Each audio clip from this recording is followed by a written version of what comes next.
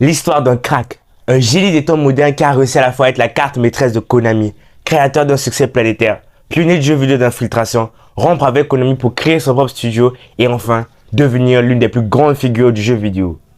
Ce génie se nomme Hideo Kojima. Yo tout le monde, c'est Levo pour vous divertir. Aujourd'hui nous allons revenir sur l'épopée incroyable de Hideo Kojima, créateur de Metal Gear Solid appelé MGS, PT et Death Stranding. De ses débuts à maintenant, en passant par ses succès et échecs. Ce gamin est né le 24 août 1963 à Setagaya. Hideo est un grand fan de cinéma tout comme ses parents. Il réalise plusieurs courts-métrages au collège, courts-métrages considérés trop complexes. À l'université, il faisait économie, mais cela ne l'intéressait que très peu. Étant un jeune japonais fan de manga et de robots, il se tourne rapidement vers les jeux vidéo. Il entre chez Konami en 1986 et devient quelque temps après Game Planner. Metal Gear sur MSX2 est sa première production. Jeu d'action, Metal Gear est le précurseur du genre désormais très prisé du jeu d'infiltration.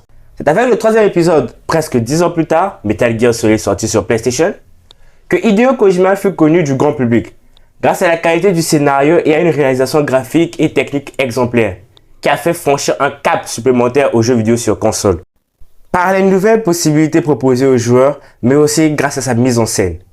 En ce sens, Metal Gear Solid est une compilation de toute son expérience et savoir-faire qu'il a acquis durant sa vie de créateur de jeux vidéo, comme avec les titres Snatcher ou Police Notes, totalement inconnus de par chez nous. Après avoir développé Metal Gear Solid 2 Sons of Liberty, qui s'écoulera à près de 7 millions d'exemplaires dans le monde, ainsi que quelques jeux en parallèle tels que Zone of the Enders 1 et 2, et élaborant Boktai 1 et 2, Hideo Kojima est promu vice-président de Konami Digital Entertainment aux côtés de Shinji Enomoto le 1er avril 2011 et a créé son propre studio Kojima Production.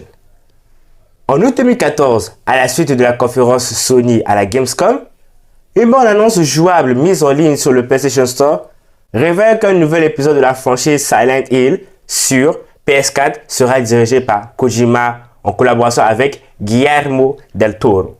Konami semble à ce moment-là montrer des signes de mécontentement, car le 19 mars 2015, toutes les références à Kojima ou Kojima Production sont progressivement effacées de la communication de Konami. Son départ de Konami est annoncé pour décembre 2015 et il continuera à travailler en tant que consultant externe afin de finaliser Metal Gear Solid 5 de Phantom Pain, qui sera le dernier jeu de la série créé par lui. Le titre s'écoulera à plus de 5 millions d'exemplaires en seulement un mois. C'est du succès de la saga, 28 ans après la sortie du premier opus sur MSX2. Je connais qui regardent cette vidéo, ils ont même pas 28 ans, moi y compris. Le 16 décembre 2015, Kojima annonce qu'il quitte Konami pour fonder son propre studio indépendant. Il conserve le nom de Kojima Production et annonce un partenariat avec Sony Computer Entertainment pour développer un jeu qui sortira exclusivement sur PS4.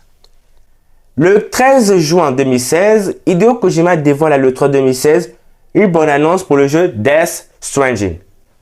Le jeu sorti le 8 novembre de l'année 2019. Waouh! Hideo Kojima est notamment reconnu pour avoir prédit à travers ses œuvres certaines problématiques du monde moderne et a exploré des thèmes bien avant qu'il acquiert une autorité publique.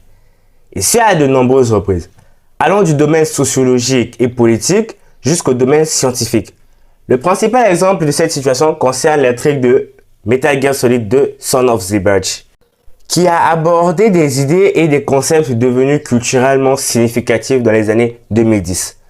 Parmi ces thèmes figuraient la politique de l'ère post-vérité, les faits alternatifs, les chambres d'écho, les fake news, les flux d'informations générés par l'intelligence artificielle, la surcharge informationnelle au sein d'une société de l'information, ainsi que le politiquement correct.